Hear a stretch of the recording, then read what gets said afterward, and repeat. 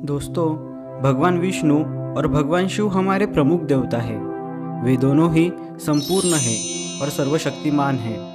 दोस्तों, आप सब लोग ये जानते ही होंगे कि भगवान शिव हमेशा भगवान विष्णु के नाम का स्मरण करते हैं और भगवान विष्णु शिव के नाम का स्मरण करते हैं। इसका अर्थ है कि भगवान शिव और भगवान विष्णु एक दूसरे के परम भक्त हैं। फिर भी दोस्तों, पौराणिक कथाओं में तो ऐसी कहानियाँ मिलती है जहाँ स्वयं भगवान विष्णु और भगवान शिव में युद्ध हुआ है। तो दोस्तों, यह युद्ध कैसे हुआ, क्यों हुआ, यह जानने के लिए देखते रहिए इस वीडियो को। और दोस्तों, आप सब लोगों का बहुत बहुत स्वागत है हमारे यूट्यूब चैनल इंडियन रियलिटी में।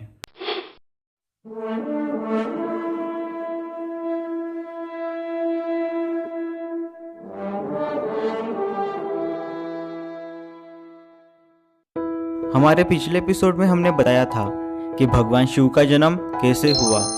दोस्तों, भगवान शिव ने अपने साकार रूप में आने के पश्चात प्रकृति को मतलब माँ आदि शक्ति को खुद से अलग कर दिया था, जिससे ब्रह्मा इस सृष्टि का निर्माण कर सके। प्रकृति को खुद से अलग कर देने के पश्चात भगवान शिव ध्यान करने लगे और ब्रह्मा ने सृष्टि की रचना करने का दायित्व लिया और भगवान विष्णु ने सृष्टि के पालन करने का दायित्व लिया। ब्रह्मदेव ने अपना दायित्व पूर्ण करने हेतु अपने कई संतानों को और सप्त ऋषियों को जन्म दिया। वैसे ही सृष्टि के कार्य को निर्विघ्न रूप से पार करने के लिए और सृष्टि की प्रजा का पालन और मार्गदर्शन करने के लिए ब्रह्मदेव ने अपने पुत्र दक्ष को प्रजापति के पद पर आरूढ़ कर दिया। यहाँ दूसरी तरफ जब महादेव लाखों करोड़ों वर्षों के बाद ध्यान से बाहर निकले तो वे माता आदि शक्ति से विभक्त होने के कारण उदासीन व अपूर्ण महसूस करने लगे। इस उदासीनता के कारण महादेव वैरागी बन गए और एक सामान्य वैरागी के भांति अपना जीवन व्यतीत करने लगे। एक दिन ब्रह्मदेव और विष्णुदेव महादेव के पास आए और उन्होंने महादेव से कहा कि हे महादेव, समय आ गया है कि आप सृष्टि के कार्यों में सक्रिय हो जाए। लेकिन महादेव ने वैराग्य प्राप्त कर लेने के कारण सृष्टि के किसी भी कार्य में सम्मिलित होने से मना कर दिया। महादेव के असक्रियता के कारण सृष्टि अपने पूर्ण स्वरूप को प्राप्त नहीं कर पा रही थी। अतः विष्णुदेव और ब्रह्मदेव ये जान चुके थे कि महादेव को सांसारिक क्रियाओं में सक्रिय करने के लिए उन्हें वैराग्य से बाहर लाना पड़ेगा और महादेव को वैराग्य से बाहर लाने के लिए महादेव का और माँ आदि शक्ति का पुनः मिलन होना अनिवार्य है। तब माँ आदि शक्ति और भगवान शिव के पुनः मिलन हेतु ब्रह्मदेव ने अपने पुत्र प्रजापति दक्ष को माँ आदि शक्ति को प्रसन्न करने के लिए कहा। माँ आदि शक्ति को प्रसन्न करने के लिए प्रजापति दक्ष ने कई सालों तक तपस्या की और माँ आदि शक्ति को प्रसन्न किया और उनसे यह वर प्राप्त किया कि वे एक बालिका के रूप में उनके घर जन्म ले और सही समय आने के पश्चात महादेव से विवाह करें। जब प्रजापति दक्ष ने माँ आदि शक्ति से यह वर प्राप्त किया और वे अपने महल लौट कर आए, तब माँ आदि शक्ति एक बालिका के रूप में उनके घर जन्म ले चुकी थी। प्रजापति दक्ष ने उस बालिका का नाम सती रख दिया। जब सती बड़ी हो गई तो एक दिन ऋषि अंगिरा ने सती को अपने यज्ञ में आने का आमंत्रण दिया। जब सती अंगिरा ऋषि के यज्ञ में जा रही थी तब वे अपना रास्ता भटक गई और एक जंगल में आ पहुंची। उसी जंगल में महादेव अपने वैरागी स्वरूप में थे। जब देवी सती और महादेव की उस जंगल में भेंट हुई तब देवी सती ने महादेव से उस वन से निकलने का मार्ग पूछा।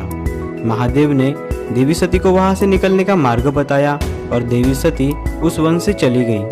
जब महादेव और देवी सती कुछ क्षण के लिए एक दूसरे के सहवास में थे तब महादेव को पूर्णता का आभास हो रहा था।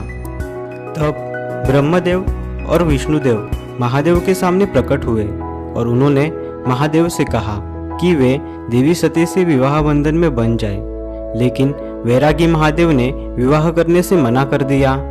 यह सुनकर ब्रह्मदेव चिंता में पड़ गए और उन्होंने श्री हरि विष्णु से कहा कि महादेव इसी तरह असक्रिय रहे तो जल्द ही सारी सृष्टि विनाश की ओर अग्रसर हो जाएगी।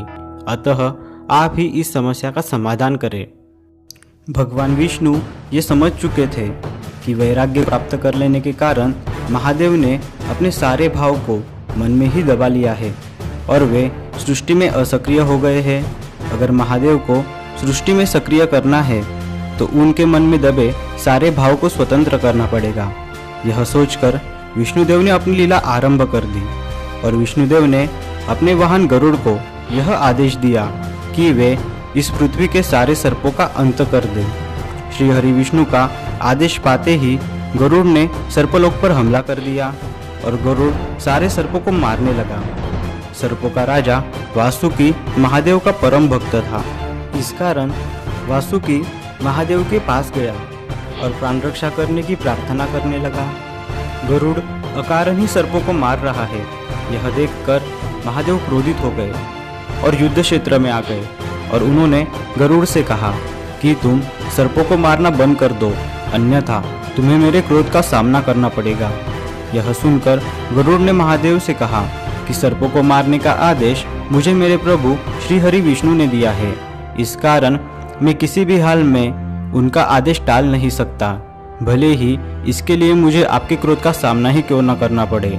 गरुड़ की यह बात सुन महादेव ने गरुड़ को मारने के लिए त्रिशूल उठाया।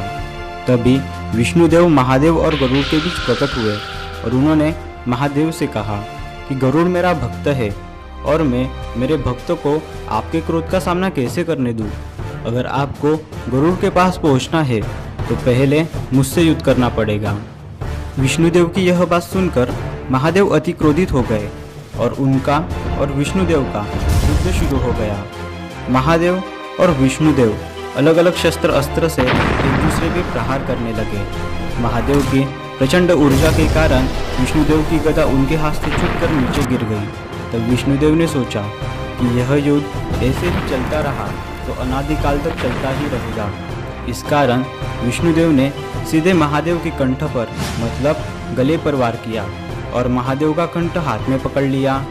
यह देखकर महादेव महाक्रोधित हो गए और उन्होंने अपनी ऊर्जा से विष्णुदेव को पीछे ढकेल दिया और त्रिशूल का संधान करके त्रिशूल को विष्णुदेव की तरफ फेंका। वह त्रिशूल सीधे भगवान विष्णु की छाती में घुस गया। इस घटना के कारण सारी सृष्टि कुछ क्षण के लिए थम गई और विष्णुदेव भी एकदम शांत हो गए और मुस्कुराते हुए महादेव की तरफ देखने लगे। विष्णुदेव को इस हालत में देखकर महादेव भी एकदम स्तब्ध हो गए और उनके आंखों से आंसू निकलने लगे। तब विष्णुदेव ने महादेव से कहा कि हे महादेव, आपके ये आंसू इस बात का प्रमाण है कि आप अपने सक्रिय रूप में पहुंच चुके हैं। विष्णुदेव की इस लीला के कारण महादेव के मन के सारे भाव स्वतंत्र हो गए और महादेव सक्रिय रूप में आने के कारण सारी सृष्टि अपने पूर्ण स्वरूप को प्राप्त करने लगी। विष्णुदेव ने महादेव के कंठ पर प्रहार करने के कारण महादेव के कंठ पर कुछ निशान बने, जिनके कारण महादेव का एक नाम शितिकंठ महादेव भी है। दोस्तों, भगवान शिव और भगवान विष्णु के युद्ध की और एक कहानी पुराणों में है, जो हम हमारे अगले एपिसोड में बताएंगे। तब तक के लिए दोस्तों, ये कहानी आपको कैसे लगी ये प्लीज़ हमें कमेंट में बताइए। साथ ही साथ इस वीडियो को लाइक और ऐसी नई नई कहानियाँ सुनने के लिए हमारे चैनल को सब्सक्राइब करना मत भूलिए। धन्यवाद दोस्तों।